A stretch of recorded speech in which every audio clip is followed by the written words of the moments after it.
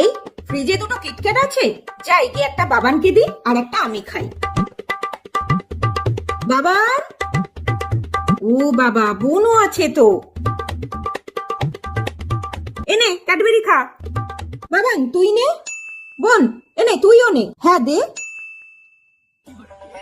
খা।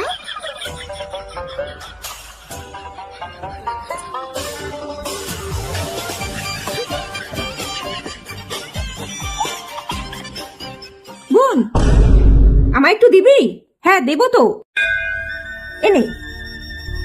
বাবান আমায় একটু দে না।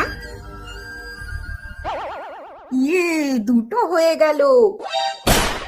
দেখলে মাসি, মা আমাদের উল্টো মানিয়ে দিল।